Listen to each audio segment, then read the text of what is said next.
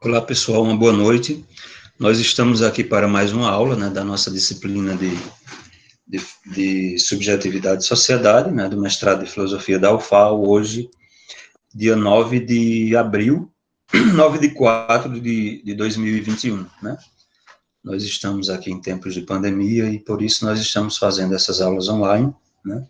Sejam todos, né, todas e todos bem-vindos, né, e bem-vindas. E nós vamos hoje dar continuidade, né? Na semana passada, na última aula, foi feriado, e a gente está dando continuidade aqui ao texto, né, a obra do Axel Honneth, que é justamente Sofrimento de Indeterminação, e a gente está trabalhando com essa obra para na próxima semana, a gente conclui hoje, pensamos em fazer isso, né, concluir hoje, e na próxima semana a gente passa a trabalhar a obra O Direito da Liberdade, né? Como eu estava conversando com vocês anteriormente, nessa obra de Axel Honneth, ela é justamente uma obra de transição, né? Porque o Axel Honneth, ele primeiro passa a trabalhar, né?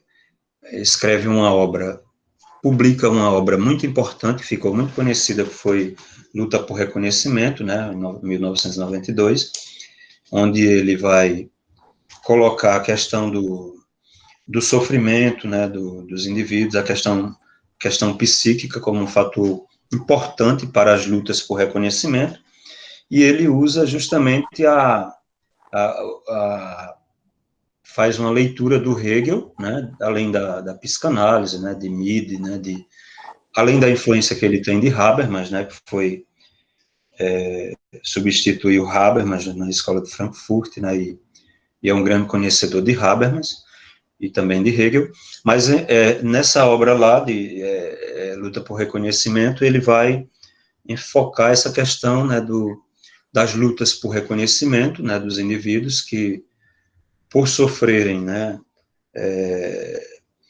devido à questão, né, do não reconhecimento social, né, há uma questão psíquica aí que é muito forte, né, para impulsionar a questão da luta, né, até do envolvimento de alguns indivíduos em movimentos sociais e tal. Mas essa obra ela foi criticada especialmente por Nancy Fraser, né, e essa obra que a gente está analisando aqui, ela é uma obra de transição, né, para a obra que a gente vai trabalhar na próxima semana, começar a trabalhar, que foi publicada em 2011, acho que aqui no Brasil foi em 2013, não, se não me engano, né, em português, né, foi traduzida, que é o direito da liberdade. No caso lá de luta por reconhecimento, a obra, ela tem uma influência, como eu estava dizendo para vocês, bastante do jovem Hegel, né, dos escritos de Iena, né, de 1803, 1804, né, período que o Hegel trabalha, e é interessante isso. Há muitos anos atrás, eu trabalhando com Habermas, eu trabalhei com a obra Para a Reconstrução do Materialismo Histórico, e a gente vê, até nessa leitura que o Axel Honneth faz, muito a influência do Habermas, né? Porque Habermas também, lá Para a Reconstrução do Materialismo Histórico, ele recorre aos escritos de Iena de Hegel, né? Para justamente fazer umas críticas em relação à questão da ontologia do ser social, a Marx, a Lukács, né? Porque eles colocam o trabalho como a principal, digamos assim, o conceito-chave, né, para o processo de hominização do indivíduo, né, porque através do trabalho o indivíduo se humaniza. Isso é também uma influência hegeliana em Marx, né, aí ele critica, começa a fazer umas críticas em relação a essa questão, colocando o trabalho, já a partir daquela obra, como produto, né, de uma razão instrumental, né? A gente vai fazer algumas leituras ainda da Escola de Frankfurt, e a gente vai analisar melhor essas questões e por que Marx, e por que Habermas coloca o trabalho e usa desse conceito que foi justamente confeccionado pela teoria crítica da primeira geração, né, de Adorno e Horkheimer, que é o de razão instrumental, e por que ele coloca o trabalho, né, como relacionado à razão instrumental. E a partir daquele momento da para-reconstrução do materialismo histórico, ele passa a justamente colocar a interação, né, e outros fatores, né, a interação essa questão da intersubjetividade da interação é um dos mais importantes, né, porque, veja, e é uma análise do Hegel, né, do jovem Hegel, né, porque é Hegel que coloca esses fatores como importantes, né, para uma teoria que, segundo Habermas, naquela obra, né, poderia ter descambado numa análise, digamos assim, intersubjetiva e de uma teoria até comunicativa, né? E o Axel Honneth também, ele acaba sendo influenciado por essa interpretação de Habermas, tá certo? É claro que essa interpretação de Habermas e de Axel Honneth, eu nunca concordei muito, né, porque eu acho que o Axel Honneth depois ele se dá conta, porque eles questionam Hegel, colocando que a obra de Hegel, depois da fenomenologia do espírito, ela se torna uma filosofia voltada para a questão da consciência, né, devido à influência da filosofia do sujeito na época moderna, e que a questão da intersubjetividade, ela perde, né, uma centralidade em Hegel, né. Isso, o Axel Honneth, ele só foi, na época que eu estava fora fazendo pós-doutorado, eu li uma obra de Axel Honneth que eu consegui comprá-la em inglês, né, que é O Eu no Nós, né, que está até aqui, no meio dos livros aqui, e lá nessa obra, eu percebi que o Axel Honneth, na parte introdutória da obra, ele se dá conta de que cometeu um erro, né?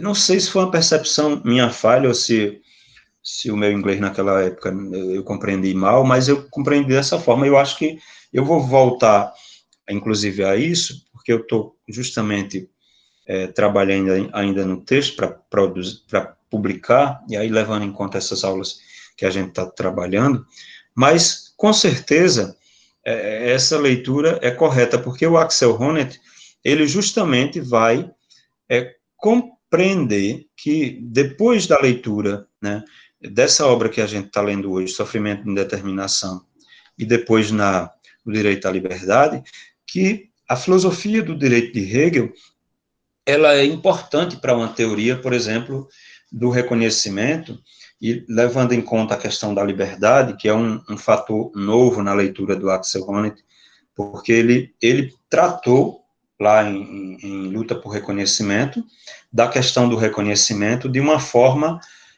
que autores, como eu estava dizendo para vocês antes, como a própria Nancy Fraser, eles criticam Axel Honneth de psicologismo, por não levar em conta o aspecto institucional, né, e as relações sociais como são costumeiramente institucionalizadas. E aí é por isso que ele recorre a Hegel, né, a partir dessa obra, já fazendo uma leitura aqui de Hegel, né, a questão do sofrimento de indeterminação é justamente uma leitura de Hegel, né, como a gente vai analisar, vocês vão perceber muito bem, e ele percebe que a questão institucional em Hegel, né, está atrelada à questão do reconhecimento, e que é muito importante essa obra, ele chega a dizer que é uma obra das mais importantes para tratar a questão do reconhecimento. E a gente vai ver por quê, né, isso, né? Então, eu vou seguir aqui o texto, que, na verdade, está como capítulo aqui do livro, né, que eu ainda estou para publicar. Talvez esse título aí modifique ainda, mas seria Está aqui a eticidade como terapêutica de patologias sociais, mas, na verdade, analisando o texto que a gente vai trabalhar hoje, né? Então, vou fazer um apanhado geral, né? Não vou voltar mais àquelas questões que a gente já trabalhou, da fenomenologia do espírito, de algumas influências. Vamos aqui para... veja, tem uma questão aqui, tem 3 questões aqui que são fundamentais, né, na leitura dessa obra e da filosofia do direito de Hegel, que o Axel Honneth percebe, né, que é justamente essas questões aqui, né, trabalhadas por... tem uns autores aqui que eu cito, né, e coloco o seguinte, né, que após a publicação de Luta por Reconhecimento, né, quando o Axel Honneth foi nomeado catedrático, né, em Frankfurt, diretor do Instituto de Pesquisa Social, né, ele expôs sua obra a todo tipo de crítica, né, e como eu disse para vocês, a Nancy Fraser, ela critica de psicologismo, outros autores fazem uma série de críticas, né, e as reformulações ou respostas mais recentes, né, de Axel Honneth a essas críticas, elas têm levado a um retorno ao pensamento de Hegel, né, especialmente a sua filosofia do direito, né, quando ele vai retomar essa questão do conceito de Sittlichkeit, que foi um conceito que vocês trabalharam, foi a questão do mestrado, né, que caiu, o conceito de eticidade, né, onde existe essa leitura aí dessas instituições, né, que Hegel coloca como centrais na modernidade, né, a família, a sociedade civil e o Estado. Ele vai até fazer uma crítica a esse institucionalismo, né, suprainstitucionalismo de Hegel, porque, embora Hegel, por exemplo, coloque lá no parágrafo 7, né, da introdução da filosofia do direito à amizade, como um conceito importante, depois ele não trata mais dessa questão da amizade, né, só trata da questão da família, da sociedade civil e do Estado, né, como momentos, assim, importantes para a questão da liberdade, né, porque esse conceito, segundo Axel Honneth, ele seria importante, a gente vai ver por quê, né, porque como Hegel trata na fenomenologia do espírito, na lógica, né, quando ele fala na própria filosofia do direito, na introdução, que a liberdade verdadeira está consigo mesmo no outro, né, ele vê a amizade como essa forma mais perfeita, né, o Axel Honneth, né, de você estar consigo mesmo, mas estar no outro, né, então, como seria um conceito importante para ele. Aí ele vai colocar por que, por exemplo, que o Hegel não trata da amizade e trata porque essas instituições, tanto do ponto de vista, né, histórico, como do ponto de vista da releitura normativa, da reconstrução normativa que ele faz, né, elas são importantes para Hegel porque são formas institucionais, né, positivadas, levadas em conta pelo próprio direito positivo, né, e por isso são importantes, porque Hegel, por exemplo, em relação ao próprio amor, que é um fator importante para a questão da liberdade que ele trata na família, né, mas ele, por exemplo, ele critica muito a questão do romantismo, né, porque é aquela questão do amor muito subjetivista, né, e o amor para Hegel e a família, né, a própria família, o próprio amor é algo ético, né, é algo institucional, é algo que é uma célula do Estado, né, assim, então para Hegel ele tem que faz uma análise, né, institucional da coisa, né, esse próprio conceito, né, ele é tratado desse ponto de vista institucional. Então, veja, o Axel Honneth vai justamente buscar dar um tom mais sociológico na sua teoria, que foi acusada de psicologismo, né, por alguns autores, como é o caso da Nancy Fraser, que eu falei para vocês, e na leitura que ele faz da filosofia do direito, de Hegel, né, a gente destaca aqui, são 3 pontos, né, colocados por Axel Honneth, que seriam importantes. Tomando aqui uma água que o O ar parece que resseca a garganta da pessoa. Então, seria a questão da retomada da sua teoria do reconhecimento, né, na própria leitura que ele faz da filosofia do direito, porque ele leva em conta aqui o fator do reconhecimento, né, o fator da autorrealização do indivíduo e aquela questão da formação, né, foi fatores que eu até falei para vocês na última aula. Então, a teoria do reconhecimento ela é retomada. Depois, esse conceito aqui que ele retoma do Hegel, ele diz que o próprio Hegel se utiliza desse conceito, que é o de reconstrução normativa, né? Que é a reconstrução justamente do ponto de vista normativo daquilo que foram as principais instituições da modernidade, né?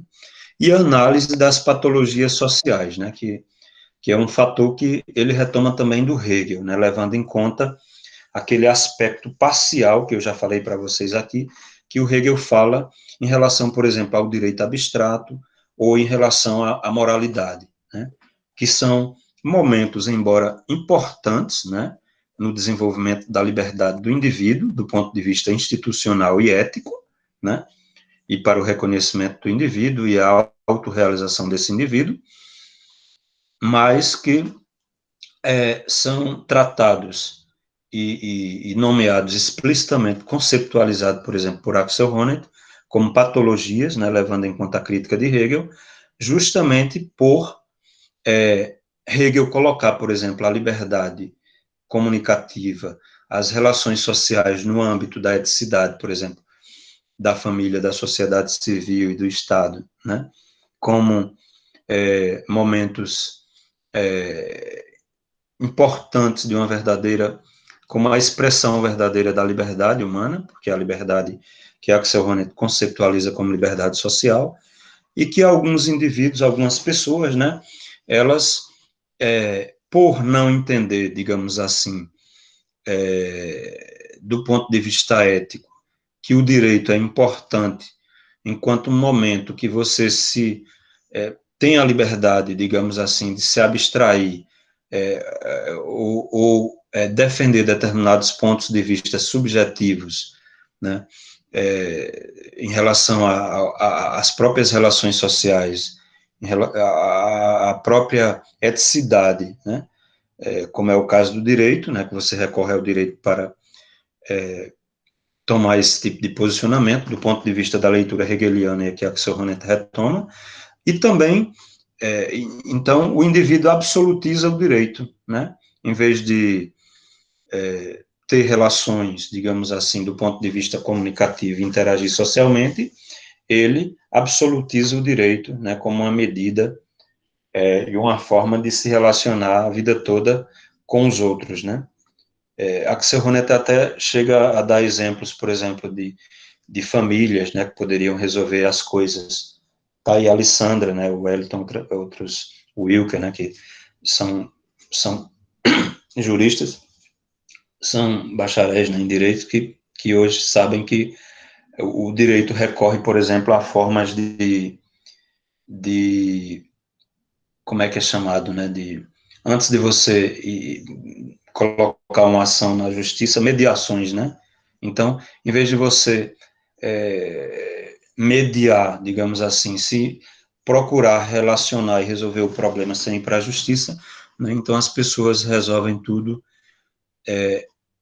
de uma forma beligerante, né, na justiça, né? Então, Axel Honneth coloca como uma patologia, né, levando em conta a crítica de Hegel. A outra seria aquela moralização, né, das relações sociais, né, o indivíduo que o Hegel, ele chega nas críticas que ele faz, tanto do ponto de vista fenomenológico como histórico, ele chega a criticar, por exemplo, o moralismo de um Robespierre, né, Danton, os revolucionários durante a Revolução Francesa, que, como ele dizia, liam Rousseau, né, que derramavam lágrimas, chegavam, mas o moralismo, a tentativa, né, de criar um regime do nada, né, sem levar em conta as instituições existentes, né, destruindo tudo que existia, por conta disso, cortaram-se mais cabeças do que cebola, diz Hegel, né? Então,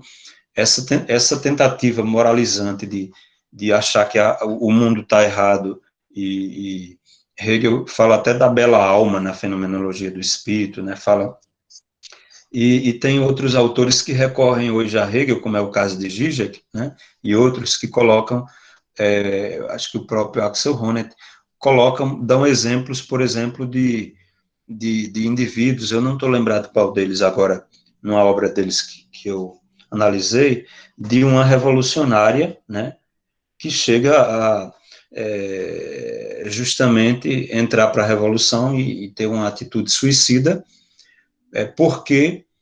por conta de achar que a realidade do capitalismo e tudo era muito imoral, e aí tem que tudo ser modificado, tem que se fazer uma revolução, né, partir para a violência armada, né. Então, isso historicamente a gente viu que ocorreu, né, assim.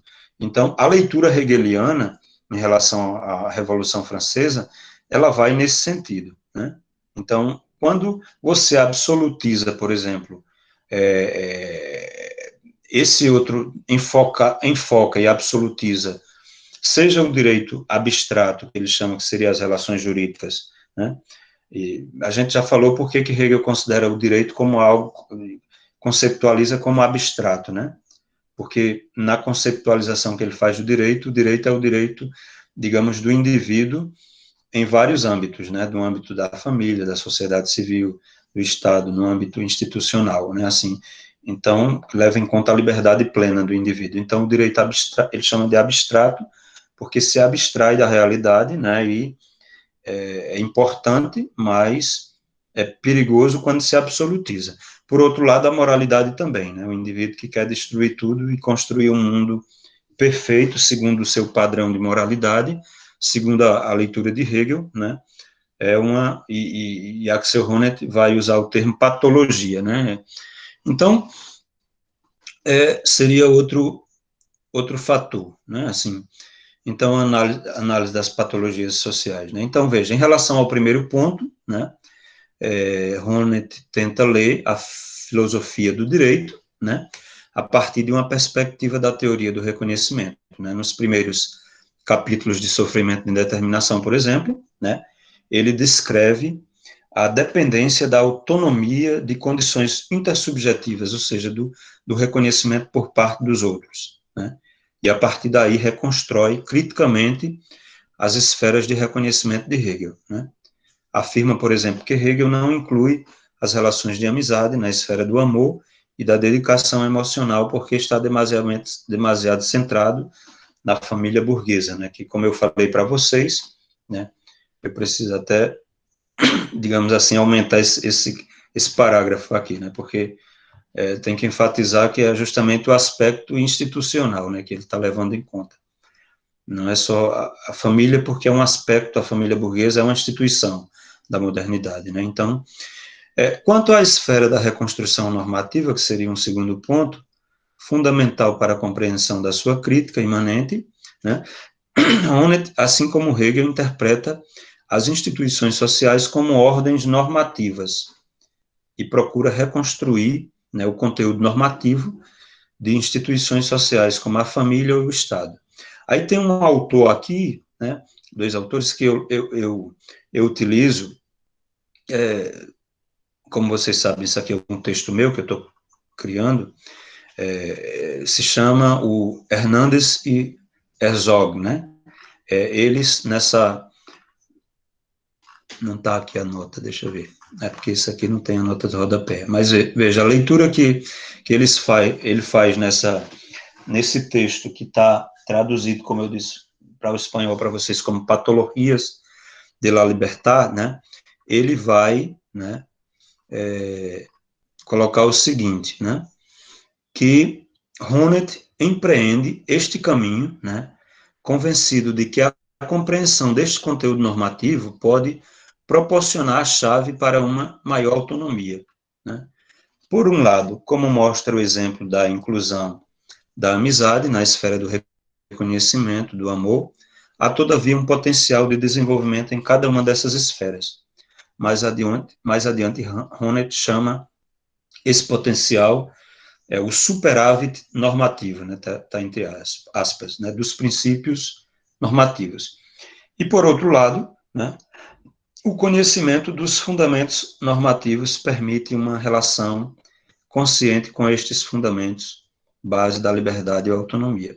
Só ao entender as instituições sociais como algo que nos pertence, como elemento para a criação da própria personalidade autônoma, né, o indivíduo pode ser livre, né? Só desse modo o sujeito pode entrar no reino da liberdade realizada. Esse termo, reino da liberdade realizada, devia estar até aqui entre aspas, né? É Hegel, né? Hegel usa esse termo, né? Na filosofia do direito, né?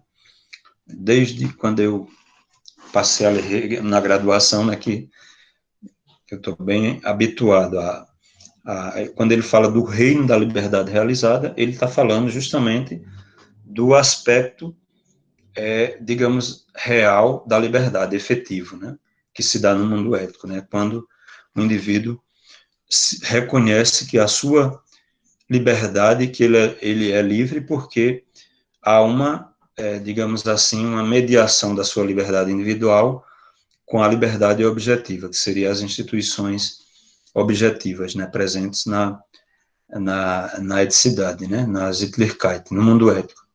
Família, sociedade civil, né, mercado, o Estado, né.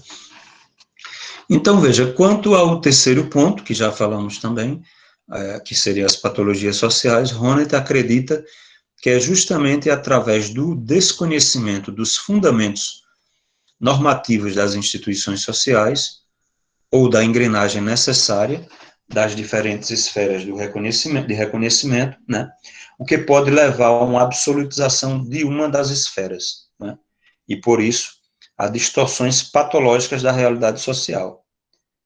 Uma percepção errônea da sociedade pode resultar em um sofrimento de indeterminação, ou em uma patologia da liberdade. O indivíduo, por exemplo, que se utiliza da esfera do direito para articular todas as suas necessidades e propósitos, sendo incapaz de participar da vida social, sofre de tal sentimento, né? Indeterminação, porque é que o Hegel vai dizer depois, o Honneth, lendo Hegel aqui, ele vai interpretando Hegel, dizer que a eticidade é justamente esse momento de terapêutica, né, ou de libertação do indivíduo desse sofrimento de indeterminação. Porque nas instituições sociais o indivíduo, né, e do ponto de vista ético, né, aqui é uma crítica que a própria teoria de Hegel coloca justamente bem explícita em relação a Kant, ao imperativo categórico, né, porque a ideia de que você deve se guiar por normas universais, né, quando justamente as normas sociais são irracionais, e o indivíduo, para agir eticamente e agir racionalmente, ele tem que levar em conta normas que seriam universalizáveis e racionais, e o Hegel vai dizer que as normas que o indivíduo deveriam seguir têm que ser normas racionais, né? Mas essas normas têm que ser as normas da própria eticidade, né? Do próprio mundo que o indivíduo vive, né? Das instituições no qual ele é membro, né? Ele na família, na sociedade civil, no Estado, os costumes, né? A normatividade oferecida pelo mundo ético, né? Pela eticidade, Sittlichkeit. Ok. Então, veja, vamos mais adiante, né? Eu não vou me deter aqui muito nessas questões que estão aqui, né? Veja, a filosofia do direito de Hegel como articulação e efetivação da liberdade subjetiva e social, né? Então, nós chegamos a tratar em alguns momentos, né, que Hegel, justamente, ele retoma os conceitos da sua época, né, e ele não é um filósofo da restauração, que leva em conta um direito divino, ou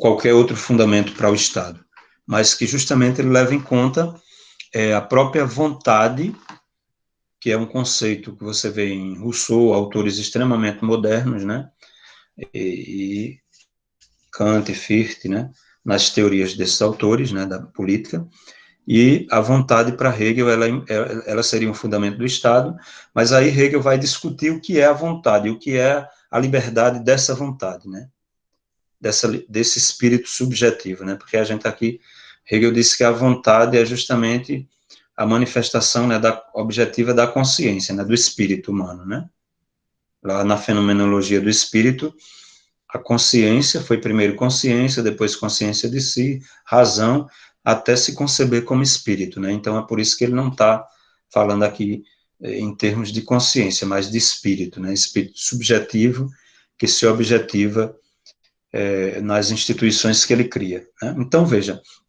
essa nota aí, né? Hegel toma o ponto de partida de sua argumentação da mesma ideia que havia conduzido também a Rousseau, Kant e Fichte em seus ensaios sobre a fundamentação dos princípios da ordem política. Pessoal, me perdoe, eu não estou com o texto na mão, mas isso é notas desse texto que vocês estão com eles, né? Porque como eu fiz a tradução não do português, e aqui também não estão aparecendo as notas, né, nesse texto que eu estou usando aqui, aí a página, não, está em cima, né, a página 30 e 31 do texto, mas como o texto é outro, apesar de ser, outra tradução, né, apesar de ser, aí por isso que, assim, eu não estou colocando a página aí do texto que vocês estão, né, só lendo, mas isso aí são notas do texto que vocês estão com ele, né. Veja, Hegel toma o ponto de partida de sua argumentação da mesma ideia que havia conduzido também a Rousseau, Kant e Fichte em seus ensaios sobre a fundamentação dos princípios da ordem política. Uma configuração estatal, isto é, um sistema social constituído juridicamente sobre as condições modernas e ilustradas, só pode ser contemplado como justificado se está em situação de fazer valer, em geral, a liberdade individual para cada um de seus membros. Veja, está levando em conta a questão da vontade, da vontade livre, né, da liberdade individual. Como o próprio Hegel diz, no parágrafo 4, né, dos princípios da filosofia do direito, isso aqui é uma nota de Axel Honneth, né, do texto que vocês estão. Como o próprio Hegel diz, no parágrafo 4, né, a base do direito é a vontade, que é livre, de tal maneira que o sistema jurídico é o reino da liberdade realizada. Com esta expressão, Hegel já dá a conhecer que quer algo mais que uma mera determinação do direito, como uma instituição da concessão, da proteção ou da garantia da liberdade individual. O sistema do direito deve criar um reino, né? Está entre aspas, né? Não é só o sistema do direito para Hegel não é só a proteção da liberdade puramente individual, mas é um reino, né? Todo um sistema, digamos assim, né? Um reino em que possa realizar a liberdade dos indivíduos, de tal maneira que tenha que incluir determinações ou elementos públicos que possam valer como metas dessa autorrealização livre, né? Hoje a gente poderia dizer, você tem lá a Constituição, aí a Constituição fala dos direitos fundamentais e tal, mas a Constituição também, ela determina uma série de coisas do ponto de vista objetivo, né? Como é que deve ser o Estado, como é que eleições de quanto em quanto tempo, como é que são os poderes, ou seja, trata de toda a organização do Estado. Então, seria nesse sentido, né? Hegel está dizendo, você não pode fundamentar, colocar a ideia de Estado só como Rousseau, Kant, Fichte, esses autores colocam, né, os contratualistas, colocando que o fundamento do Estado é um contrato. Não, o contrato é um conceito do direito privado, diz Hegel, né? Ele não demonstra a necessidade histórica que é o Estado e concreta, real, né? Então, veja, se se quer, continuando a nota, se se quer, se poderia ver já nessas formulações, muito cedo, uma primeira alusão ao fato de que Hegel não quer limitar-se em sua filosofia do direito ao alcance habitual do conceito de direito, né? Se tudo aquilo se deveria denominar direito, né, o que constitui não só o espaço, mas o reino da autorrealização individual, então não se pode reduzir a princípios gerais garantidos estatalmente e formulados de maneira meramente negativa, como os faz Kant e Fichte, como os que Kant, Fichte e Rousseau tinham em mente, né?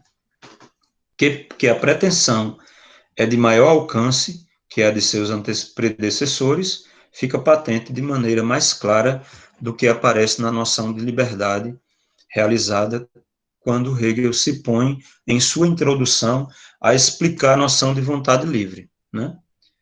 De certo modo, a determinação extremamente complicada e complexa que Hegel intenta dar desse conceito em sua introdução, do parágrafo 5 ao 28, né, representa, inclusive, o ponto arquimediano, o pivô de toda a sua filosofia do direito, política, né? Toda a sua filosofia política. Porque a filosofia do direito de Hegel, na verdade, é a filosofia política dele, né? O que ele chama de filosofia do direito, né? Então, o procedimento que Hegel emprega aqui para efetuar um esclarecimento se deve, em boa medida, às operações dialéticas com que crê poder expor o processo do autodevir do espírito. Mas, entretanto, na bibliografia secundária, se tem mostrado que as determinações hegelianas do livre-arbítrio e suas realizações ulteriores na filosofia do direito podem ser plausíveis sem ter em conta as premissas ontológicas nas quais seu projeto de sistema está ancorado, né? Então, veja, nós chegamos aqui a tratar, né, da forma como Hegel analisa teve uma, acho que foi uma aula todinha só para isso, como é que Hegel analisa a questão da liberdade, né? Então, ele discorda, por exemplo, que a liberdade, ele considera importante a liberdade enquanto arbítrio, a liberdade do ponto de vista russoniano, lockeano, né, fichtiano, o kantiano, né? Mas ele vai colocar a vontade, a liberdade como vontade livre, né? Como, digamos assim, uma mediação daquela vontade indeterminada que a gente analisou em aulas anteriores, na introdução, né? E da vontade determinada, né? A vontade verdadeiramente livre em Hegel é uma mediação entre esses dois modelos, né? Então, da vontade enquanto autodeterminação individual, né? Vontade que pode se distanciar de tudo, né? Enquanto puro pensamento, das necessidades, impulsos, desejos, não se determinar por nenhum desses fatores, né? Ou a liberdade puramente individual, concebida como ele coloca livre-arbítrio, né? Como Kant examina. E então, o terceiro modelo de liberdade, né, é aquele que concebe a vontade como livre quando está consigo mesma em um outro, né? Conforme aponta Hegel, né, na nota do parágrafo 7 dos princípios da filosofia do direito, né? Esse tipo de liberdade, de cuja realização trata a sua filosofia do direito, é o das condições sociais e também jurídicas, produzidas pela subjetividade humana no mundo, né, através das instituições sociais, né, e com as quais os indivíduos tendem a se identificar com elas e concebê-las como expressão de sua vontade, conforme o legado expressivista, né, moderno, pelo qual Hegel é influenciado, né? Então, o expressivismo influenciou bastante Hegel, né?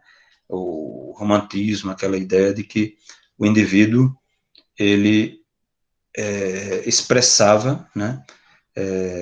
Se expressava a sua subjetividade, a expressão da sua subjetividade, né?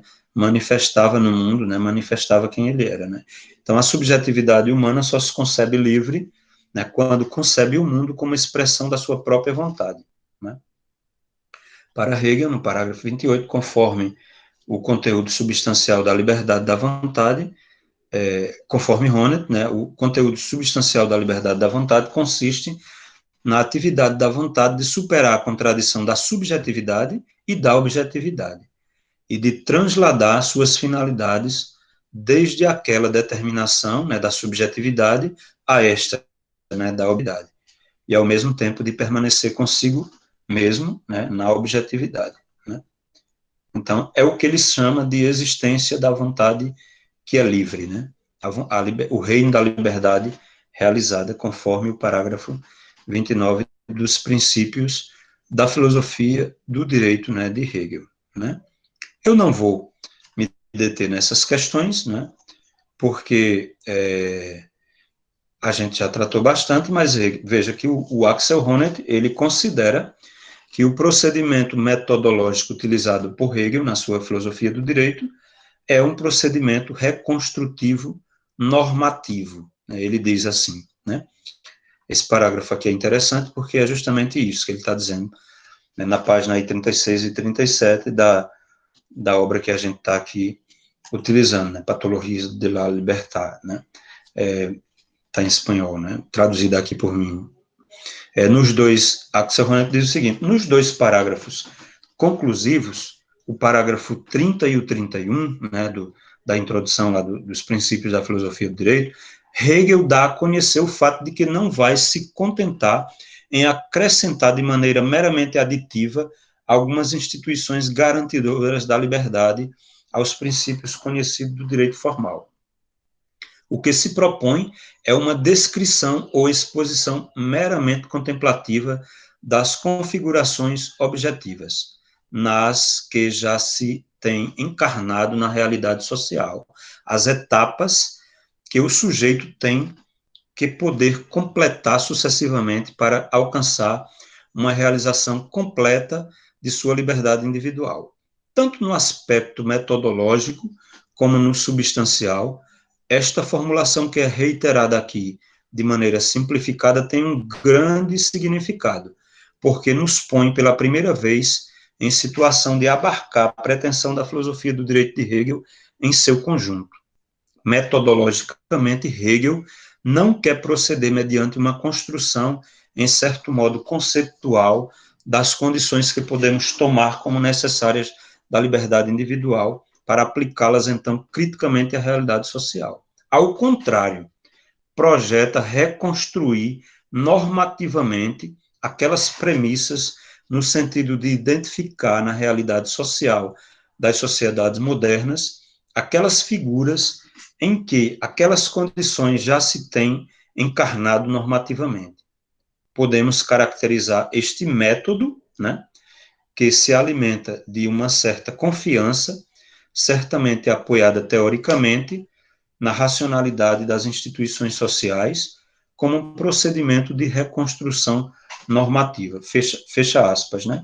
Essa é a visão que o Axel Honneth, né, vê e concebe em relação a Hegel, né? Dá um pulo aqui, não vou analisar, fazer uma leitura dessa parte do texto dele, porque a gente já chegou a tratar, né, dos modelos de liberdade, né, e que o Axel Honneth vai retomar de Hegel, né, o direito abstrato e a moralidade como modelos, digamos, unilaterais de liberdade, e aí a eticidade é que ele vai chamar justamente de a terceira esfera da liberdade, né, que o Axel Honneth conceptualiza como liberdade social, né, que busca preencher as ideias individuais com o conteúdo de objetivos e responsabilidades concretas, né? Então, aqui ele diz o seguinte, Axel Honneth, né, em relação a esse modelo de liberdade conceptualizado por Hegel, né, que seria o que Hegel compreende como a vontade livre, né, verdadeiramente livre, né? Ele diz o seguinte, na página 45 e 46 lá do texto: há de incluir todas as figuras e práticas institucionais, né, nesse modelo, que é a liberdade social, né, das que se pode mostrar racionalmente na modernidade, que servem aos sujeitos como momentos para a realização de suas aparições, até então insatisfeitas a um bem comum.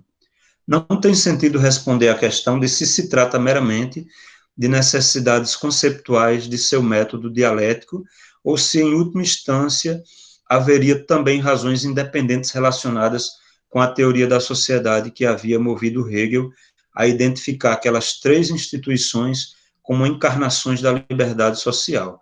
As três que ele está falando, a família, né, a sociedade civil e o Estado. Né? Mas, em todo caso, sua triplicidade de esferas éticas da família, sociedade civil e Estado se mantém até o dia de hoje, e mais tarde se encontram também na teoria social intentos, uma e outra vez, de subdividir a ordem institucional das sociedades modernas nos sistemas sociais integrados de diversa maneira e autônomos normativamente.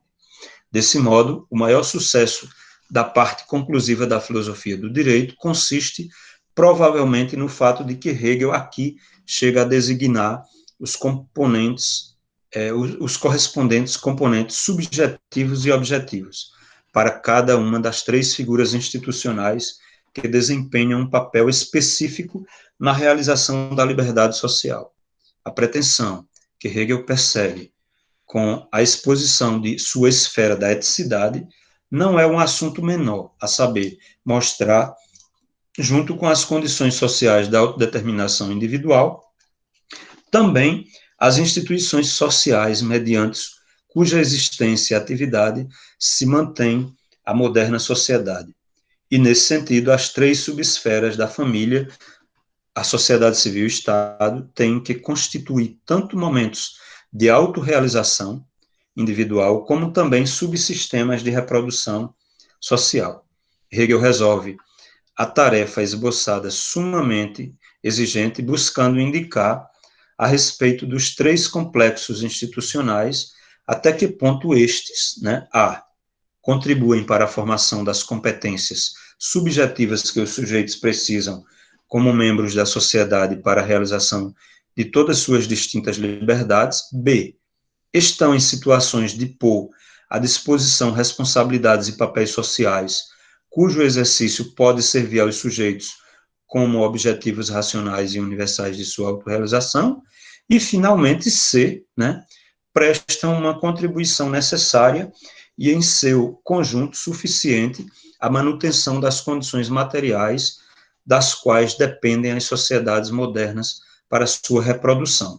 Finalmente, há que mencionar a questão, até hoje controvertida, de se Hegel só era capaz de oferecer esta amálgama, né, impressionante, inclusive inovadora, da teoria da liberdade e análise da sociedade, porque concebeu de maneira consequente e enérgica as três estruturas institucionais de sua última esfera ética, como encarnações de formas distintas de reconhecimento recíproco. Né? Então, você tem aqui, né, ele colocando o Axel Honneth, o infortúnio que foi justamente que teve essa obra de Hegel, Os Princípios da Filosofia do Direito, uma obra tão importante, né, mas que, historicamente, ela foi apagada devido às controvérsias, não apagada, mas diminuída, talvez, o seu valor, devido às controvérsias em torno dela e a má compreensão, né, em cima da forma como ela foi discutida. Né? Então, ele diz o seguinte: ali onde não resultou exitoso o hegelianismo de direita, com sua pretensão de ancorar na consciência pública a imagem de uma obra restauradora, vejam só, né, que consagra o status quo, né, ou seja, o hegelianismo de direita, Hegel faleceu, os seus discípulos de direita passaram a dizer que a obra de Hegel era uma obra que garantia e consagrava o status quo, né? Era uma obra da restauração, né? Veja, foi vista de uma forma extremamente conservadora, e não era, né? Porque uma leitura bem lida da obra, como a gente faz hoje, a gente, como eu disse para vocês, o que fundamenta o Estado é a vontade, justamente, a vontade, a liberdade da vontade, como nesses outros autores. Embora Hegel compreenda a vontade de uma forma, né, ele acha que nesses outros autores foi visto como arbítrio, foi muito mais parcial. Mas veja, o que ele diz aqui, em seguida, o hegelianismo de esquerda, de perfil marxista, efetuou o processo de isolar os textos das principais correntes modernas do pensamento político, né? O hegelianismo de esquerda, ele, por outro lado, enquanto, por exemplo, o hegelianismo de direita se fixou e se utilizou do sistema hegeliano, né, que é altamente complexo, né, para legitimar o status quo. O hegelianismo de esquerda, ele vai se utilizar da dialética, que é altamente revolucionária, né? Então, o método dialético hegeliano é usado, né, justamente como uma oposição a esse status quo. Mas, de qualquer forma, houve um apagamento do valor dessa obra, né? Por conta, seja de tentar exaltá-la de um ponto de vista conservador, seja pelas críticas que foi feita, né, pela esquerda hegeliana, né, especialmente por Marx, depois, né, em relação à obra, que viu como a expressão máxima, né, do pensamento burguês, né. Veja que isso é uma ideia totalmente diferente de uma visão restauradora, né, porque a restauração é totalmente oposta a tudo que a burguesia tentou fazer com a Revolução Francesa, e que Hegel viu de uma forma muito positiva naquele momento, né, em que ele estava ainda, né, histórico. Não teve uma distância como nós tivemos posteriormente, né, para fazer uma leitura talvez mais crítica do que foi a Revolução, apesar de que ele faz uma leitura crítica, né, em relação, como eu já disse a vocês, descambando essa própria Revolução no terror, né. Então, unicamente, vai dizer Honneth, unicamente o hegelianismo britânico, né, com sua peculiar mescla de idealismo e intenções de reformismo social, estava na disposição melhor para chegar à posteridade intelectual uma interpretação que resulte adequada às pretensões hegelianas. Por isso, teria que agradecer a influência prolongada e anônima desta tradição, o fato de que hoje se empreendam mais intentos de fazer frutífero para a filosofia política da atualidade o núcleo relativo à teoria social e à teoria das instituições da doutrina da liberdade de Hegel, né? Então, você vê que são diferentes formas de compreender a filosofia do direito de Hegel, né? Mas veja, vamos pular tudo isso, que é só digamos assim, uma forma de tentar entender a importância dessa obra, e aí vamos também enfatizar o fato de que, ao tentar sociologizar a filosofia do direito de Hegel, o Axel Honneth, ele descarta, né, de fazer uma leitura dentro do sistema de Hegel, né, levando em conta a lógica, né, e outros conceitos metafísicos da época, né, ao qual Hegel estava atrelado. Somente dois conceitos ele coloca como extremamente importantes aqui, que é o conceito de espírito objetivo e o conceito de Sittlichkeit, né? Então, são conceitos extremamente importantes para compreender a importância da filosofia do direito de Hegel, né? Então, veja, o último parágrafo aqui dessa parte aqui do texto que eu escrevi, coloca o seguinte: Honneth procura, então, reatualizar a filosofia do direito de Hegel, restituindo sua intenção fundamental, de modo que este texto apareça como pleno de sentido sob as premissas teóricas da discussão atual na filosofia política. Desse modo, ele irá procurar, primeiramente, dar uma explicação que atualize a formulação hegeliana de que a ideia da vontade geral livre determina o direito, buscando interpretar esta determinação como núcleo de uma teoria da justiça que aspira a que sejam garantidas de maneira geral as condições intersubjetivas da autorrealização individual. Em seguida, tratará da vinculação hegeliana entre teoria da justiça e diagnóstico de patologias sociais, já que entende a proposta de conceber o direito abstrato e a moralidade como determinações insuficientes da liberdade individual que se traduzem em um sofrimento de indeterminação em relação ao mundo da vida, buscando, desse modo, determinar até que ponto Hegel atribui um significado terapêutico de uma emancipação do fenômeno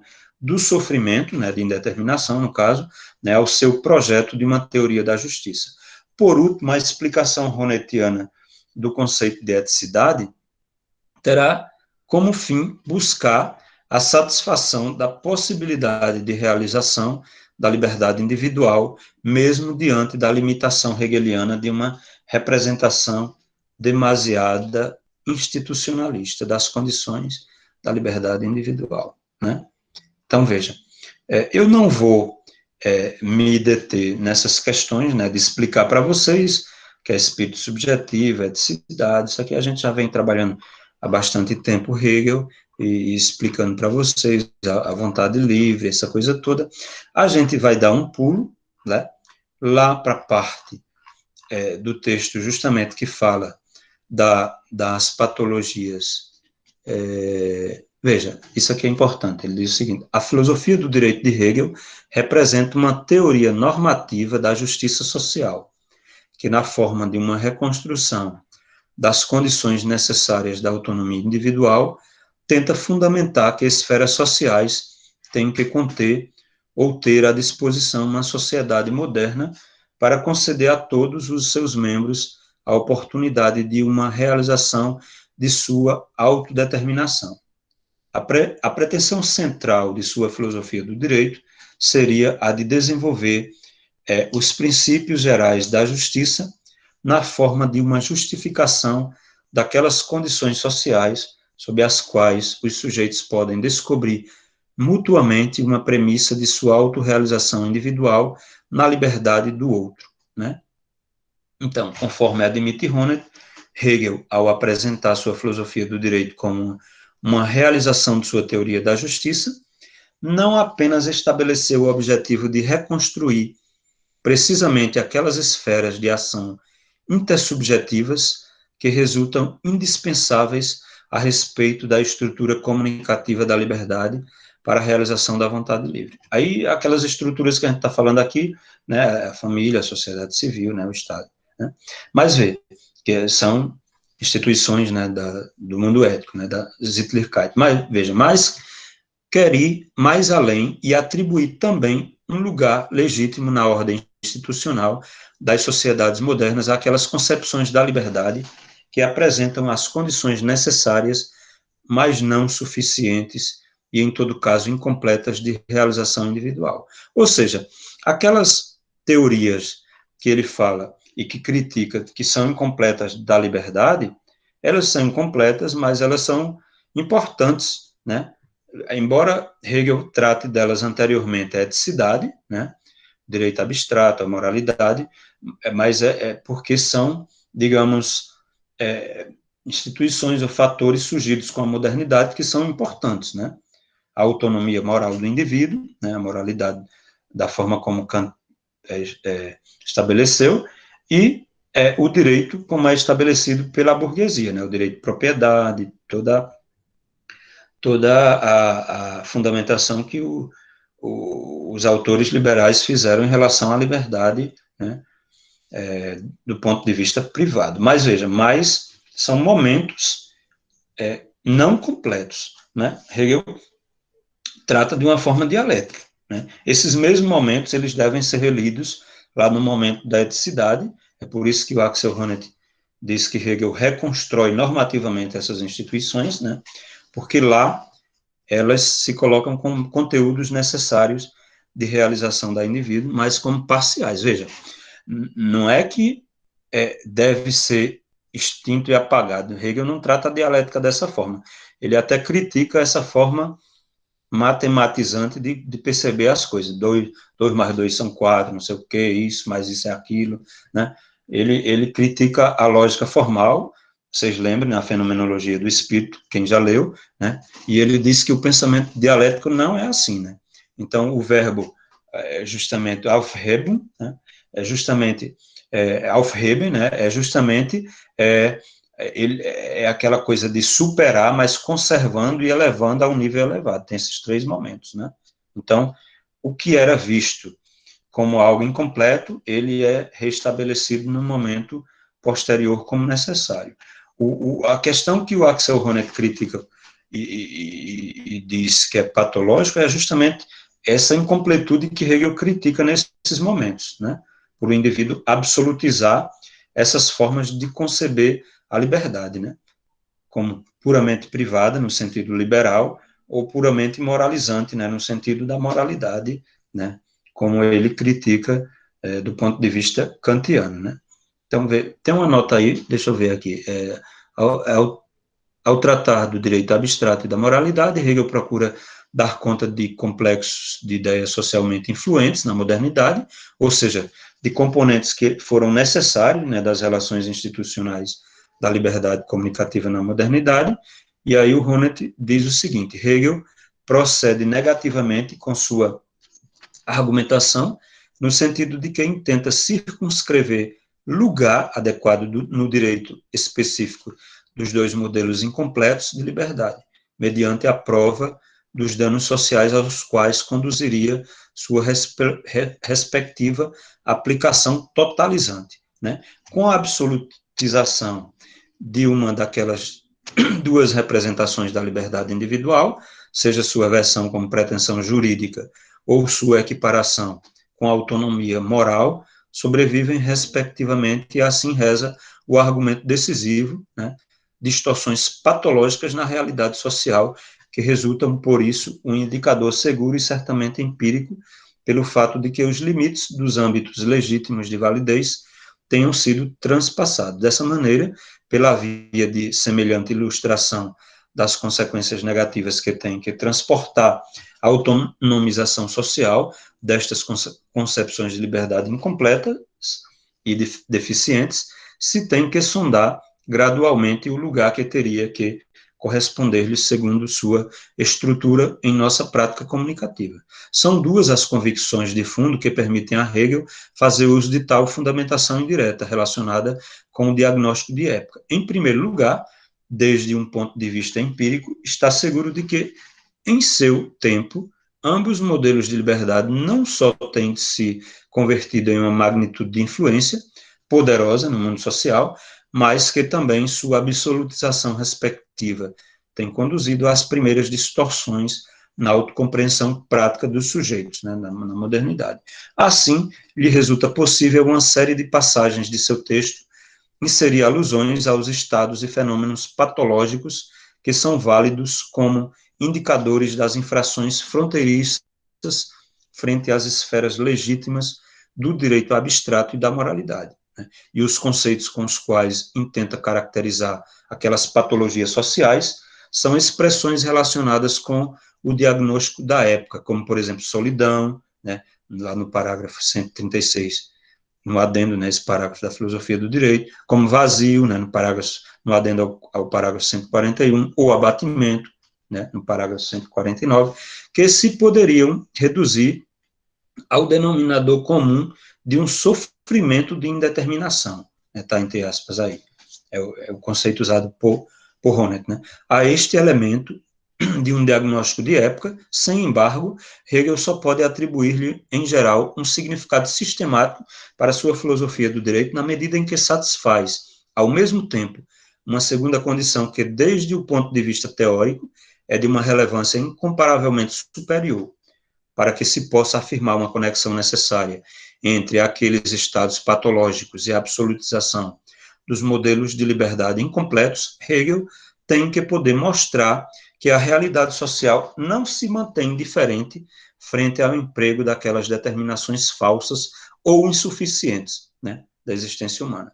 Aqui desempenha um papel central a convicção de Hegel de que a realidade social subjaz sempre à razão, no sentido dos motivos racionais, de tal modo que uma violação prática contra a razão tem que conduzir a distorções na vida social. Estas duas ideias são as que Hegel leva a término de uma maneira extremamente provocativa nas duas primeiras partes de sua filosofia do direito. Tomadas em conjunto, lhe permitem vincular o esboço de sua teoria da justiça como um diagnóstico de época. que persuada a seus contemporâneos de que em seu estado de ânimo abatido se encontram boas razões para que se deixem convencer por seu argumento em prol de uma relação ética de liberdade comunicativa. Uma coisa que eu queria dizer para vocês, né? Vocês, quando forem ler Hegel, né? Ou se já leram, vocês vão ver aquela expressão utilizada por Hegel, que muitos autores utilizam e compreendem de uma forma muito equivocada, né, de que o racional é real e o real é racional, né? O termo que o Hegel utiliza, o real, ele usa o termo em alemão o verbo wirklich, né? Ele usa o conceito wirklich, né? Ele usa efetivo, o real é efetivo, né?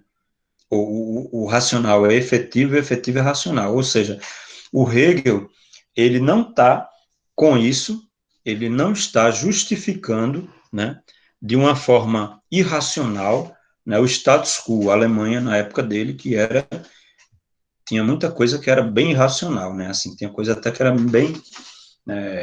então, o Hegel, quando fala, por exemplo, de que essas instituições, elas são racionais, ele está levando em conta a questão da racionalidade, né, que elas que têm que chegar, enquanto müssen, né, o termo que ele usa, né, e não enquanto algo deve ser também no sentido kantiano, né. São necessidades imanentes que já estão presentes, mas que ainda, né, não são, né, digamos, de forma efetivamente racional, né. Mas, só para dizer para vocês que a racionalidade para Hegel ela é importante, né. Ele, apesar de ser um autor que leva em conta conceitos como espírito, né, da época, espírito do tempo, né, Volksgeist, né, espírito do povo, né, como Savigny, né, outros juristas lá, mas ele não está querendo defender o sangue germânico, a raça germânica, ele está falando em termos né, de que esse espírito, ele precisa ser racionalizado, porque Hegel faz toda uma leitura de Kant e acha Kant extremamente necessário, a questão da subjetividade, né? Ele está lendo a Europa no momento de olho na Inglaterra, de olho na França, né, na Revolução Francesa, então esse aspecto da racionalidade é extremamente importante, né? Então, veja, o sofrimento de indeterminação como uma patologia da liberdade individual. Isso aqui eu não vou tratar com vocês, porque eu acho que vocês já entenderam muito bem o que é que o Axel Honneth chama de patologias da liberdade, né? E a absolutização dessas patologias, seja do ponto de vista jurídico ou moral, né?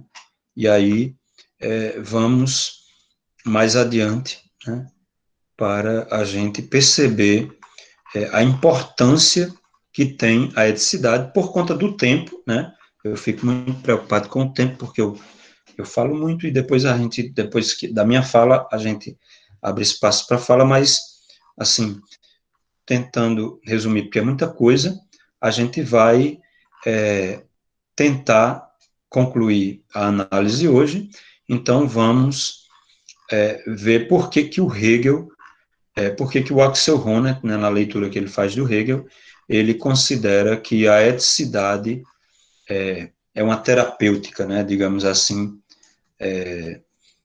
uma libertação desse sofrimento de indeterminação, né? Veja o seguinte, pegando aqui o meu texto, né, na página aí dele, tá dando para saber qual é a página aqui, mas diz o seguinte, né, eu coloco o seguinte aqui, né, conforme Honneth, a passagem à eticidade tem que ser experimentada pelo sujeito como uma libertação. O sujeito encontra-se aqui em relações sociais, cuja normatividade já compreende obrigações e direitos, superando desse modo a ausência de frutos e o vazio proporcionado pelo autodiscernimento moral. Como enfatiza Honneth, Hegel, no parágrafo 149, né, lá dos princípios da filosofia do direito, deixa isso bem claro ao afirmar que, sem embargo, o indivíduo tem no dever sua libertação, em parte da dependência em que se encontra nos meros impulsos naturais, assim como do abatimento em que está enquanto particularidade subjetiva nas reflexões morais do dever e do poder ser, e, em parte, pela subjetividade indeterminada que não chega à existência e da determinação objetiva da ação, e permanece em si como irrealidade. No dever, segundo Hegel, o indivíduo se liberta para a liberdade substancial. Né? Então, você tem aqui uma explicação do Axel Honneth, porque, né, um parágrafo, porque ele coloca, né, que esse momento aqui seria um momento que teria uma função terapêutica, né, porque Hegel procura dar a sua doutrina da eticidade uma função terapêutica, né, levando em conta o conceito de terapia lá de Wittgenstein. Né. Ele diz o seguinte: desde o ponto de partida da constatação de um determinado sofrimento no mundo da vida social, se segue imediatamente, a respeito do diagnóstico, a suposição de que esse sofrimento é o resultado de uma perspectiva deficiente, produzida por confusões filosóficas, para logo apresentar a proposta terapêutica de uma mudança de perspectiva que deve residir em estar familiarizado com o conteúdo racional de nossa prática vital. Provavelmente resulte razoável clarificar retrospectivamente os passos singulares, de tal modo de proceder da argumentação hegeliana, para, desse modo, alcançar uma compreensão melhor, né, de seu autêntico propósito. Se tomamos como base o esquema formal de sua compreensão terapêutica da filosofia, o ponto de partida fático da filosofia do direito não constitui simplesmente a intenção do projeto de uma teoria alternativa da justiça, mas, antes de tudo, a percepção de uma deficiência no mundo da vida ou sofrimento no próprio tempo presente. Para este sofrimento pré-filosófico, se encontra nas primeiras partes da filosofia do direito, como havíamos visto, uma multidão de expressões quase psicológicas que remetem, sem exceção, a estados de apatia ou de vazio. O passo filosoficamente decisivo consiste em atribuir, desde o ponto de vista do diagnóstico, as diferentes manifestações do sofrimento social a uma confusão conceptual que há de desempenhar, de certa maneira, o papel de causa da enfermidade no modo de proceder esboçado. Neste ponto, precisamente na transição à segunda fase da terapia, está a célebre formulação de Wittgenstein da imagem que nos tem cativos. Sem embargo, este é também o lugar no qual Hegel tem uma ponte para o tema de sua filosofia do direito. Pois, para ele, a imagem nos tem cativos, isto é, a confusão conceptual que é responsável pelo sofrimento de sua época se compõe daquelas duas compreensões potentes da liberdade do direito abstrato e da moralidade, cujas deficiências já começou a criticar em sua introdução. Certamente, a palavra deficiente não se pode entender aqui meramente no sentido de um erro cognitivo, posto que, desde a perspectiva alcançada, se tem que representar mais como uma confusão conceptual que como uma afirmação falsa, para poder ter-nos cativos, inclusive para poder causar estados de sofrimento social. A concepção deficiente, mais bem, tem que ter sido convertida já nas nossas costas no fundamento de atitudes prático-vitais. Por isso, Hegel, concluindo para a nota, por isso Hegel considera também, de maneira consequente, as duas concepções defeituosas da liberdade como figuras do espírito objetivo, o que, de acordo com sua própria terminologia, deve significar que não só representam, respectivamente, uma convicção subjetiva ou uma afirmação filosófica, mas que se tem convertido já em uma perspectiva compartilhada intersubjetivamente e efetiva para a ação dos próprios atores sociais. Frente a tais atitudes, e para o caso de que sejam deficientes e por isso possam causar patologias sociais, se precisa algo mais que unicamente uma crítica pela via da refutação terapêutica. Pelo contrário, neste ponto, só resulta de ajuda o que deve constituir o terceiro passo no processo indicado, a saber, uma crítica terapêutica no sentido de estímulo construtivo de uma autorreflexão libertadora, né? Então, você vai ter aqui, nessa parte da eticidade, né, toda uma rememoração que o Hegel faz, né, em relação aos momentos anteriores, né, e justamente mostrando, né, que a libertação, né, da patologia social, né, só pode significar o voltar-se a uma justiça entendida desde a teoria da intersubjetividade, né? Quando o indivíduo leva em conta essa questão da intersubjetividade das relações de reconhecimento, né? Aí diz aqui a superação crítica das patologias sociais e o descobrimento das falsas convicções inicia a apropriação dos pressupostos da comunicação e com isso facilita o discernimento das condições necessárias da liberdade.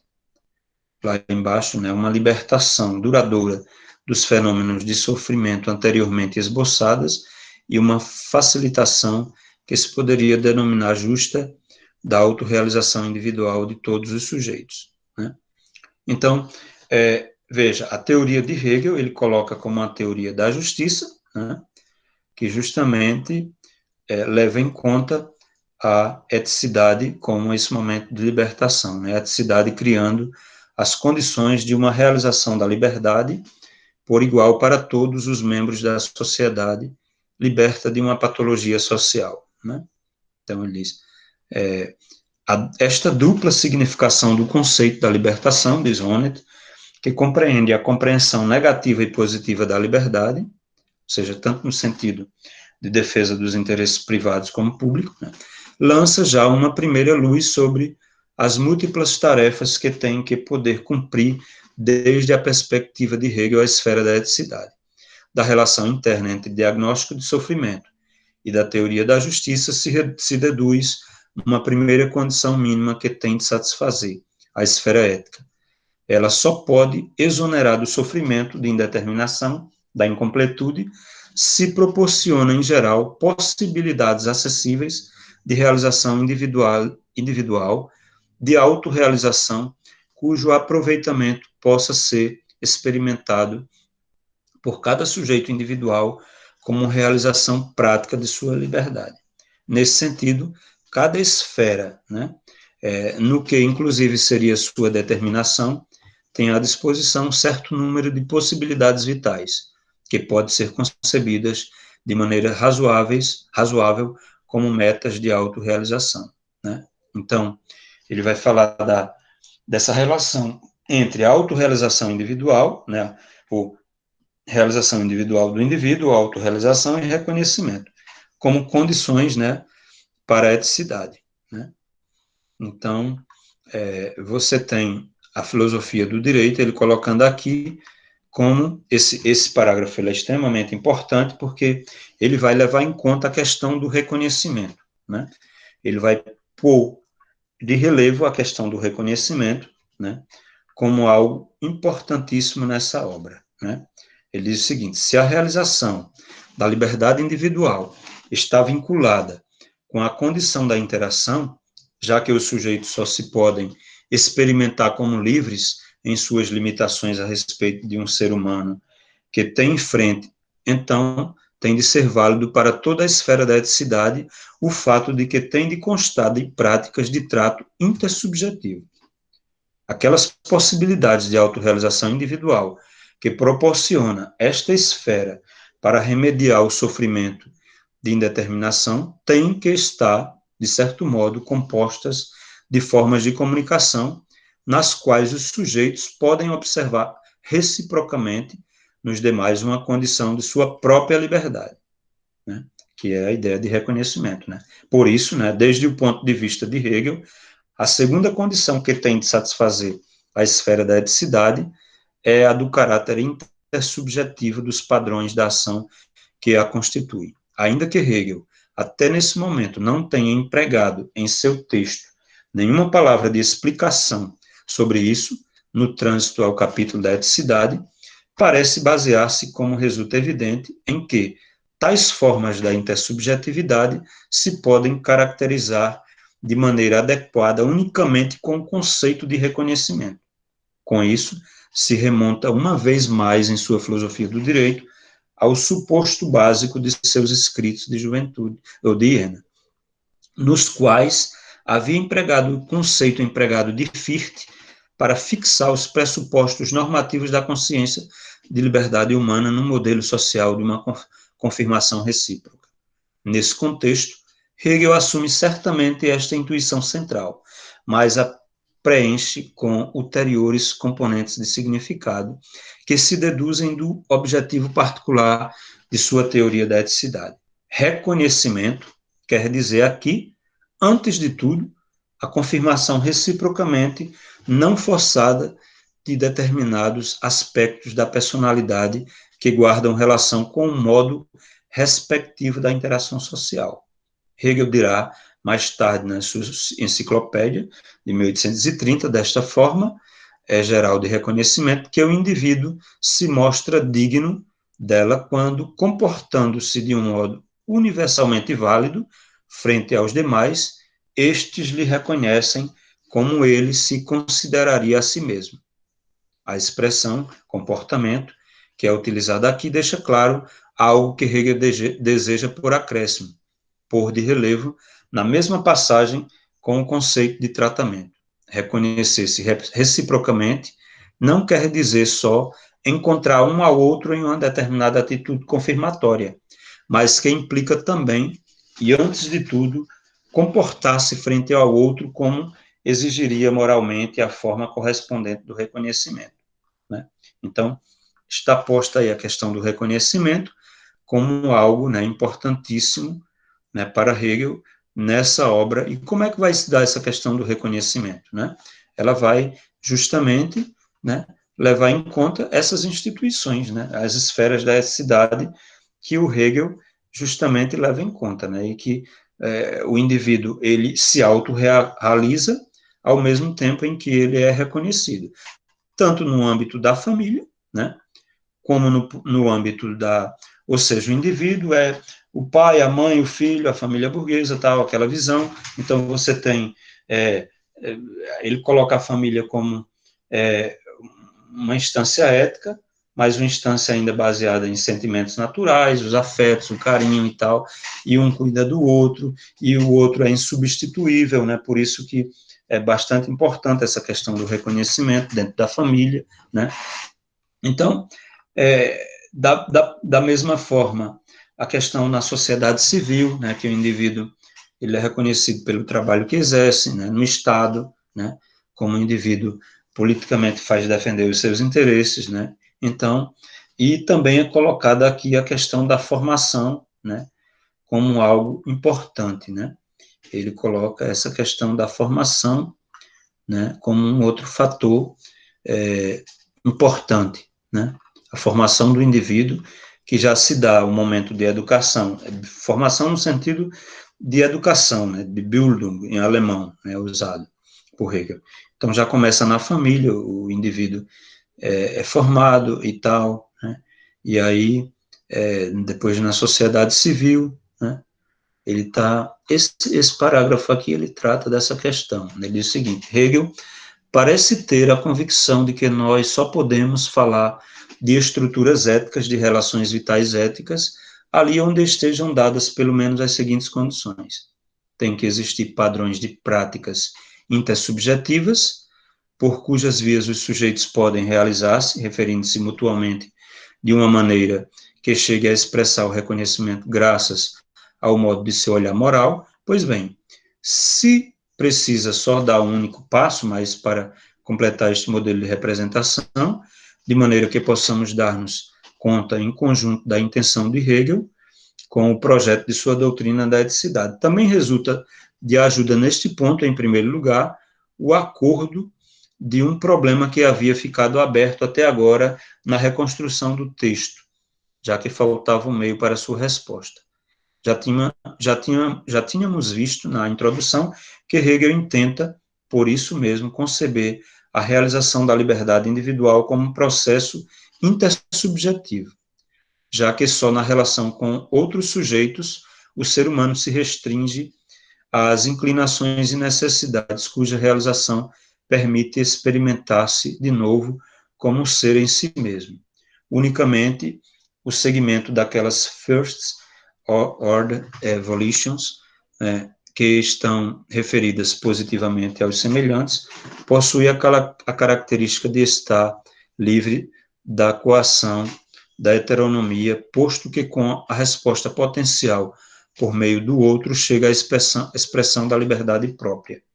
Este magnífico raciocínio, que se oculta naturalmente detrás de todo o realce que Hegel efetua das práticas de ação intersubjetivas no capítulo da eticidade, deixa sem responder a questão de como semelhante limitação das inclinações pode ter lugar quando não deve ser representada como resultado de uma decisão racional, pois a solução indicada com isso já havia sido recusada por Hegel quando se opôs a Kant e Fichte em sua introdução, já que estes haviam considerado as necessidades meramente como material dado dos exames morais e com isso permanece como algo heterônimo. Aí vem, né? Em Hegel, se trata, em vez disso, de uma forma de limitação na qual o mesmo potencial natural das inclinações humanas está submetido a um processo de configuração, de socialização, na medida em que perde o caráter de mera coisa dada. O potencial das necessidades, e com isso a natureza no ser humano, não pode ser pensada propriamente como algo fixo de uma vez por todas, mas que tem que representar-se como algo plástico, o campo de jogo que contém as modificações oportunas.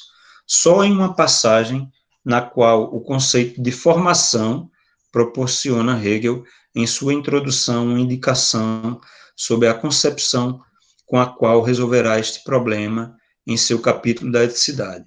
Em oposição a Kant ou a Fichte, parte ali da suposição de que a estrutura de motivação do ser humano já é o resultado de um processo de motivação ou de formação. A estrutura de motivação do ser humano já é o resultado de um processo de formação, que poderia ter suficiente influência para que as necessidades e as inclinações atuais pudessem ser impregnadas por preceitos racionais. E na medida que o processo de limitação, isto é, da conformação dos potenciais pulsionais em ordem às necessidades intersubjetivas, é representado como um processo supraindividual, a sociedade moderna pode recuperá-lo nela mesma, de maneira regular, na forma da formação, né? Veremos como Hegel, em seu capítulo da eticidade, exporá as ideias que só estão aludidas nisto, tentando determinar a esfera ética em conjunto como um mundo social de segunda ordem, né? Então, eu não vou me deter nessas questões, mas veja que a questão da formação é algo importantíssimo, né? Então, é por meio da Bildung, da formação, que o indivíduo, né, ele se autorrealiza e se reconhece, né, e consegue limitar as suas pulsões, os seus interesses, né. Então, é justamente aqui, né, nesse momento que Hegel, da eticidade, que Hegel vai tripartir, né, a eticidade em três complexos institucionais, que seria o da família, o da sociedade civil e do Estado. Essas três instituições, né, são os únicos âmbitos de práticas, né, nos quais, em sua época, atuavam conjuntamente de modo exigido a autorrealização, o reconhecimento e a formação, né? É a forma como o Honneth interpreta, né, e vai justamente ler Hegel dessa forma. Então, esse momento da família, né, que é a família pequeno-burguesa, que justamente leva em conta as suas necessidades humanas, e por meio da família, né, que é essa base elementar, né, da eticidade, o ser humano, ele consegue suprir suas necessidades. A família é uma célula, né, justamente primeira da sociedade, no qual já, mesmo sendo o momento de suprir os seus desejos, né, seja de comer, de dormir, de beber, do ponto de vista sexual, tal, mas é uma instituição ética, né, como vai dizer Hegel, né? Então, aqui os indivíduos já passam a ter direitos e deveres, e o indivíduo, a forma como o Axel Honneth e o próprio Hegel coloca, é a de que o indivíduo, a subjetividade, ela vai se desenvolvendo nesses âmbitos, né? Então, o indivíduo, e ao mesmo tempo, a individualidade, ela também se torna mais complexa. O indivíduo, ele vive na família, mas na família ele é membro, né? Ele é membro. Todos têm direitos e deveres, e apesar da, dessa atitude afetiva de cuidado, de considerar o outro insubstituível e tal, né? Cuidado parental que se tem, né? Mas a família é justamente esse momento de suprir as necessidades mais imediatas, né? Mas ela se constitui uma segunda natureza porque é justamente o âmbito da eticidade, né, já, né? O Hegel não considera a família como um mero contrato, como Kant, ou como o romantismo de um ponto de vista puramente amoroso, aquele amor romântico, não. Para Hegel, a família é uma instituição que leva em conta o amor, mas é uma instituição social, né, da sociedade e do Estado, que se coloca como uma instituição, e é por isso que ele vai tratar do casamento, de todos os momentos da educação dos filhos, tudo como uma instituição, né, de peso para a sociedade, né, que se coloca como uma instituição ética, né. Então, a sociedade civil também, Hegel vai tratar dela no momento, o momento que ele chama de sistema das necessidades, que seria justamente essa coisa do capitalismo, né, do trabalho, né, que surge e que na época de Hegel era novidade, a leitura que os ingleses, inclusive na Europa, estavam fazendo, né, o Ricardo, Say, os economistas, né, ingleses, e que Hegel lê e destaca, e inclusive cita o nome deles nessa obra. Então ele vai fazer toda uma análise das relações capitalistas aqui nesse início, nesse momento, e coloca depois, né, o mercado, que é colocado como sistema das necessidades, e que aqui o indivíduo, ele aparece como uma pessoa jurídica já individualizada, né? Então, é um grau superior, né, no processo de individualização do indivíduo, né? Ele compreende dessa forma, né? O Hegel, o Axel Honneth está fazendo essa leitura, né? Vocês vejam que a gente tá. Então, ele diz aqui, inclusive, nessa nota, lá está lá no meio, não sei se vocês dá para ver, é o grau, né? A sociedade civil é um grau superior na individualização, nas oportunidades de realização de interesses egocêntricos, o que, desde a perspectiva de Hegel, proporciona uma certa supremacia à sociedade civil frente ao espaço de comunicação da família. Porque aqui o indivíduo, ele age de uma forma egoísta, individualizada, né, do ponto de vista jurídico.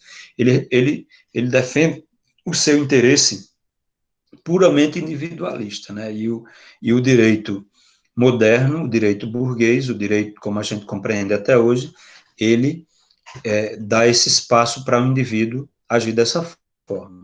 Então, ele considera como um momento superior na individualização, já que o indivíduo na família, ele é só membro, né? Ele não pode agir da forma que ele quiser, sem levar em conta o filho, sem levar em conta o interesse do pai ou da mãe, ou a mãe do filho, né?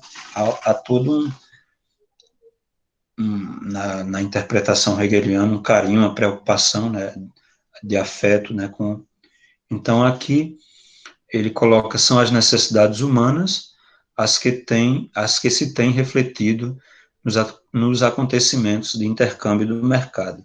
Mas nessa ocasião se trata só daqueles interesses, né, que remetem a eles mesmos, como os que têm por finalidade própria as pessoas privadas, né? Ele citando Hegel, né?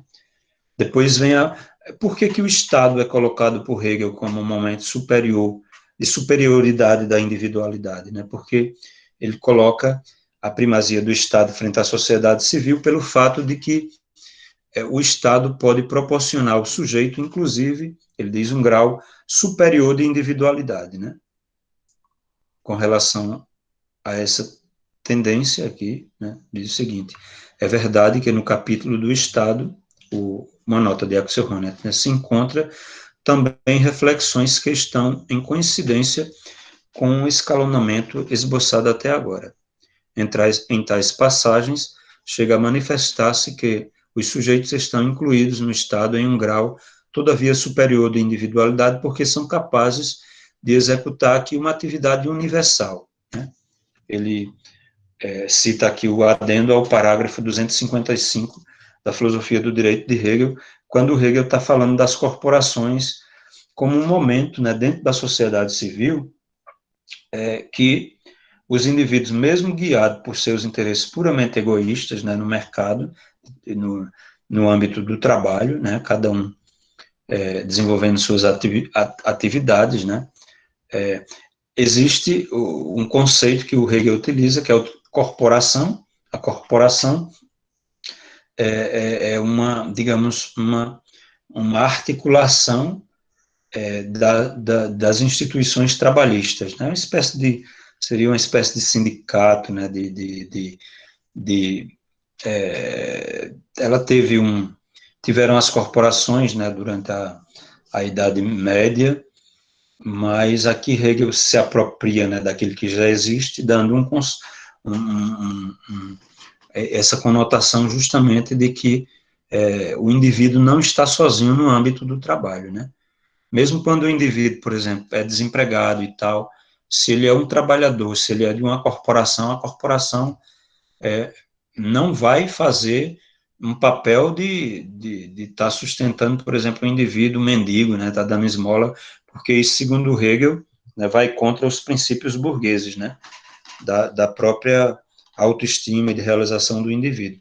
Mas eles podem, né, auxiliar aquele trabalhador até ele conseguir um trabalho, né, e nesse sentido a corporação ela também defende os interesses daquelas categorias, né. Então, ele diz o seguinte aqui, né, o que isso quer dizer? O aclara Hegel de maneira muito precisa em suas explicações sobre a corporação, que certamente não correspondem a um capítulo do Estado mesmo, mas que se encontra no final do capítulo sobre a sociedade civil. Como diz ali, conforme ao sentido, na medida em que o indivíduo aprende a limitar de maneira racional suas habilidades e capacidades, fazendo que, em sua atividade, resultem úteis da maneira desinteressada para o fim comum. Alcança a existência pública como cidadão dotado de razão.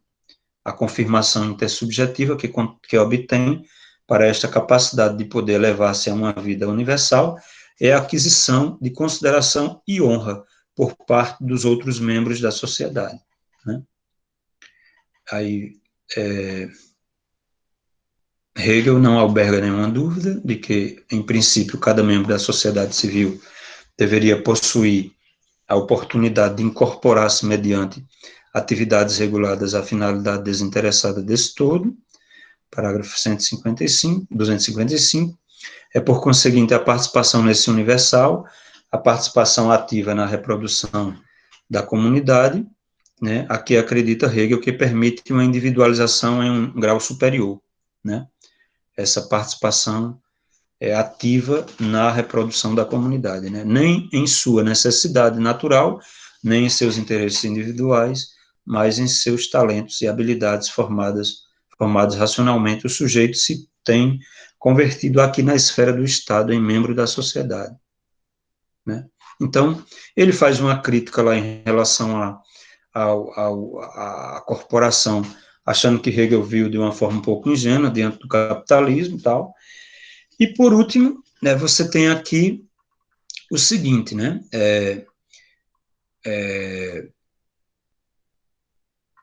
eu achei interessante essa distinção aqui, que ele diz o seguinte: Hegel consegue a distinção de 3 níveis de individualização só com a ajuda de um paralelismo com as formas correspondentes da relação cognitiva com o mundo, né? Ele vai falar aqui do processo de formação tal, e diz o seguinte: a categorização entre as 3 esferas de interação só se mede pelo grau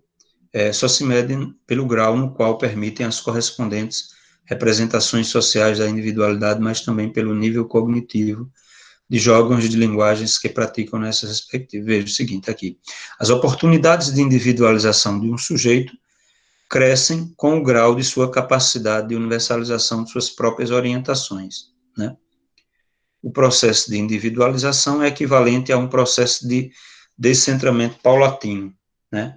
Para Hegel, essa descentração só pode avançar até a fronteira que tem sido traçada pelos interesses gerais de uma comunidade, ou seja, há um processo de individualização desde a família, passando pela sociedade civil até o Estado, né, como um momento superior de individualização, como a gente coloca aqui. Mas só avança até o nível do Estado, né, porque Hegel, diferentemente de Kant, ele não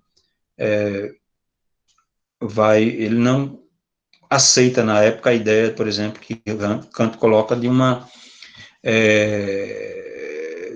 paz perpétua, lá por exemplo, da obra Paz Perpétua, de uma articulação de Estados, né? Hegel não acha que o Estado justamente, ele tem poder soberano absoluto, ele não aceita essa ideia kantiana. A gente não vai desenvolver isso aqui, porque eu vou tratar isso mais adiante quando for falar de Habermas, né? Que recupera essa visão kantiana na nossa época. Quando for falar da Europa e do mundo, da forma como está estruturado hoje politicamente, né, e economicamente. Então, veja, concluindo, né, as 3 esferas da eticidade, a família, a sociedade civil e o Estado, têm a capacidade de contribuir para o desenvolvimento de uma forma descentrada e racional de subjetividade, para Hegel, né, e também são âmbitos sociais de prática que tornam possível, na sociedade moderna, a realização da individualidade. Nessas 3 esferas, né, da eticidade, predomina um tipo de cognição, vai dizer o Axel Honneth, que está cruzado com certas formas de subjetividade, né? Em cada um desses momentos, ele vai mostrar que há um tipo de cognição, né, no qual o indivíduo, ele, subjetivamente, ele se dá a conhecer como algo importante para o desenvolvimento e para a sua autorrealização. A única coisa aqui que vocês vão ver é que ele critica o fato de Hegel